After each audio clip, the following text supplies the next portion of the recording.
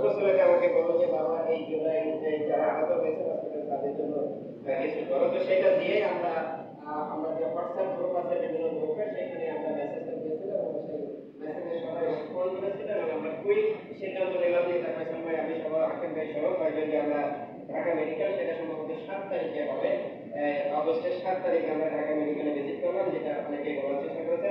সেখান থেকে আমরা মোটামুটি যে পেলাম যে কিভাবে আমরা এটা করতে পারি, পরে এসে আমরা আবারও মিটিং করলাম অনলাইনে এবং মিটিং এর পরে সেখান থেকে ক্রাউড ফান্ডিং এর মাধ্যমে অনেকে আসলেন। আমি জানি যে ইয়াসমিন আপনারা 1 লাখ টাকা ওই সময় দিয়েছিলেন, আপনি সম্ভবত নেটওয়ার্ক অথবা ব্যক্তিগত কোনো থেকে আপনার সবাই টাকা দিয়ে, যেটা বলা হয়েছে যে 20 লাখ টাকার মতো আমরা ক্রাউড ফান্ডিং থেকে দিলাম এবং আমাদের সুজানা করিম অ্যাক্টিভ ছিল এবং সে বিদেশ থেকেও বেশ কিছু টাকা জোগাড় করছিল, তার যারা বন্ধু ছিল। কারণ প্রোগ্রামটা জানি সুজানা ভেরি অ্যাক্টিভ ছিল, আজকে যেরকম অ্যাক্টিভ দেখছে সেরকম অ্যাক্টিভ ছিল। আমাদের দেশে আমাদের সাথে গেছে এবং কন্ট্রিবিউট করেছে এবং সব সংবাদ ছিল। আমাদের আগে যে ডিরেক্টরের সাথে ডিরেক্টর ছিল ডক্টর শিবলারে, উনিও অ্যাক্টিভলি আমাদের সাথে জড়িত ছিল এবং আমাদের বাকি কলিগরা এটার সাথে জড়িত ছিল। এখানে যেটা বলার চেষ্টা করছি সেটা হচ্ছে ইকোসিস্টেমের একটা পার্ট আর কি, যে আমরা যে এই কাজটা করতে পেরেছি এবং সেই ইকোসিস্টেমে পরে বলেন যে আমাদের জমির ভাইরা ফান্ডি এবং আমাদের হেল্প আছে প্রতিনিধি পুস্তক ভাই সরাসরি ভাই এবং নাসুদ অ্যাক্টিভলি আস্তে আস্তে প্রোগ্রাম শেষ হবে যেত। তো এই যে বিষয় ইকোসিস্টেম আমরা দাঁড় করতে পেরেছিলাম বলে এই কাজটা আমরা সহজে করতে পেরেছি। আমরা ফান্ডিংটা অনেক আগে দিয়েছি, এই ডকুমেন্টেশন এবং এই প্রোগ্রামটা করতে আমাদের দেরি হয়েছে। আসলে আমাদের এত মাস কিন্তু অ্যাক্টিভলি লাগে না, বাট ফান্ডিংটা আমরা কিন্তু বেশ আগে দিই। আমি আরো 3 মাস বা 4 মাস আগে মনে হয় ফান্ডিং এর কাজটা শেষ করতে পেরেছি। ঠিক আছে, তো আমি যেটা বলতে চাচ্ছি দুটো একটা কথা, সেটা হচ্ছে যে আমরা এখানে যে ফয়সাল ভাই প্রেজেন্টেশনে যে 3টা পয়েন্ট উল্লেখ করেছিলেন, সেটা ভিতরে একটা যেটা সেটা হলো যে এদের রিহ্যাবিলিটেশন দরকার, এদের মেন্টাল সাপোর্ট দরকার এবং এদের যে লাইভলিহুডের জন্য যে সাপোর্টটা সেটাও কিন্তু আমরা পুরো মাত্রায় দিতে পারি না।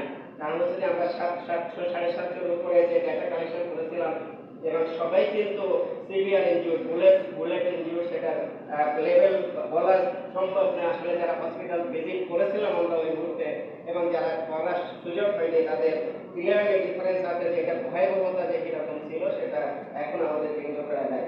তো সেই অবস্থায় সবাইকে যদি আমরা সহযোগিতা দিতে পারতাম তাহলে কিন্তু আমরা খুব খুশি হতাম। কিন্তু আমরা যখন এই 260 জনকে এখানে সিলেক্ট করি, আমাদের কিন্তু খুব কষ্ট হয়েছিল যে বাকিদের কাছ থেকে ডেটা এনেছে এবং যে নিশ্চয় ভুলে গেছে এই ডেটাটা আনা, রিপিটেডলি তাদেরকে যে বলা, সেটা আমাদেরকে যেরকম ফেক ভেবেছে ওরাও শুরুতে যখন আমরা হসপিটালে গেছি তখন তো উৎসুক হয়ে ডাটা দিচ্ছে, কিন্তু পরবর্তী যখন ফোনে ডাটা ভেরিফাই করা ইত্যাদি ইত্যাদি তখন কিন্তু নানা রকমের পীড়া দিয়েছে। অনেক মেয়ের এখানে আছে তারা কিন্তু মানসিকভাবে ভেঙে পড়েছিল যারা আমাদের ভলেন্টারি হিসেবে কাজ করেছে। তো আমি সবাইকে, ওরাও ইকোসিস্টেমের পার্ট, তো সবাইকে একটা ধন্যবাদ দিচ্ছি। কিন্তু এখানে আমরা যে কথাটা বলতে চাই, আমাদের এই যে আমরা 3 কোটি টাকার মতো দিয়েছি জুলাই ফাউন্ডেশনে, আমরা শুনলাম যেটা সেটা হচ্ছে যে যাদের জন্য বাংলাদেশে আজকে এই অবস্থায় দাঁড়িয়ে আছে সেখানে সরকার মাত্র 100 কোটি টাকা দিল, এটা কোনোভাবেই কিন্তু এটা গ্রহণযোগ্য না।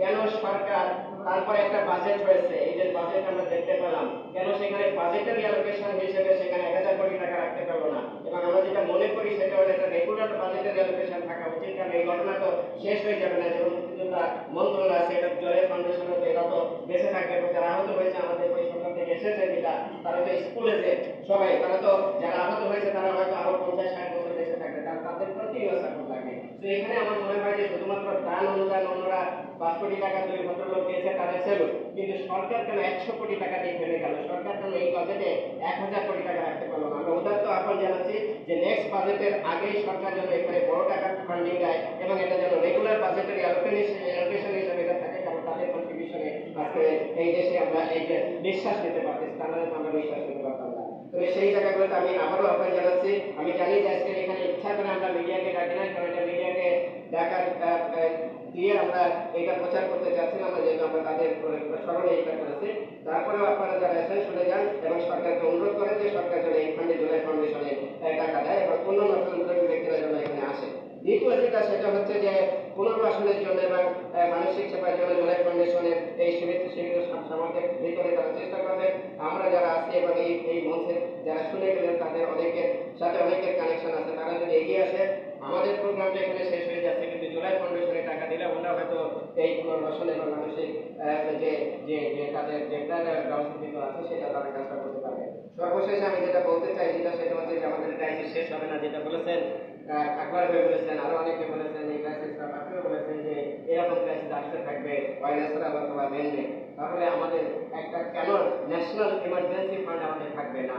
জুলাই ফাউন্ডেশন একটা নির্দিষ্ট উদ্দেশ্যে গঠিত, সেটা চলতে থাকবে, সেটার জন্য অ্যালোকেশন দরকার। কিন্তু আমরা মনে করি আমাদের একটা ন্যাশনাল ইমার্জেন্সি ফান্ড দরকার, সেখানে ম্যানমেড ন্যাশনাল যত ধরনের ইমার্জেন্সি আছে কুইক যেন সেই ফান্ডটা দিতে পারে। কারণ আমরা জানি যে গভর্নমেন্টের বাজেটারি অ্যালোকেশন থেকে যদি এমনি লাইন আইটেম ভিত্তিক যে বাজেটটা আসে সেই বাজেটটা খরচ করতে গেলে আর ইমার্জেন্সি মোকাবেলা করা যায় না। ইমার্জেন্সি সেখানে সমস্ত প্রকার নিয়ন্ত্রণের বাইরে উঠে আপনার সেই কাজটা করতে হয়। তাহলে সেরকম একটা যদি তহবিল আমরা গঠন করতে পারি, তাহলে আমরা আশা করি লিডারশিপ হবে জন্য ইমার্জেন্সি ভবিষ্যতে অ্যারেস্ট করবে। সার্বিকভাবে এই ইকোসিস্টেমে সবাই যারা আছেন সবাই যদি আবারও আমরা একত্রিত হতে পারি, আমরা আশা করি এই ধরনের প্রবলেম আমার ভবিষ্যতে মোকাবেলা করতে পারবো। আমি আবার সবাইকে ধন্যবাদ জানাচ্ছি, মঞ্চে যারা আছেন বিশেষ করে ধন্যবাদ জানাচ্ছি মুস্তাক ভাই। উনি আমাকে চিঠি লিখেছিলেন, আমরা যখন এই ক্রাউড ফান্ডিং থেকে টাকা দিই, মুস্তাক ভাই আমাকে একটা মেল দিয়েছিলেন।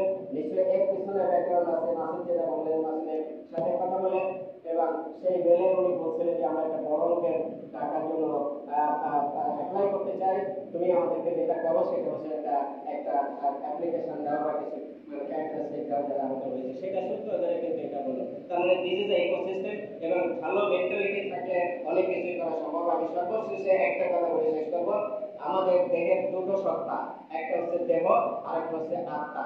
আত্মার খাবার হচ্ছে ভালো কাজ, যেটা আমাদের সলিহীন আমরা বলে থাকি। সে আমাদের সলিহীনের ভেতরে যেমন ধর্মীয় কাজ আছে এবং ধর্মের বাইরে যে সমস্ত কাজ আছে, মানুষকে সাহায্য সহযোগিতা করা, হেল্প করা, প্রয়োজনে এগিয়ে আসা, সেই জিনিসটা যদি না থাকে তাহলে আত্মা মরে যায়। আমাদের বাংলাদেশের বেশিরভাগ মানুষের আজকে আত্মা মরে গেছে, কারণ আমরা ভালো কাজ করি না। আমরা শুধু দেহের পিছনে দৌড়াচ্ছি, দেহের খাবারের পিছনে দৌড়াচ্ছি, অর্থনৈতিক জীবনযাপনের পিছনে দৌড়াচ্ছি। আমি আশা করি আমরা সবাই দেহের খাবারের সাথে সাথে আত্মার খাবারের জোগাড় করবো, আমরা ভালো কাজ করবো। অনেক ধন্যবাদ এখানে আসার জন্য এবং এই অনুষ্ঠানকে সাফল্য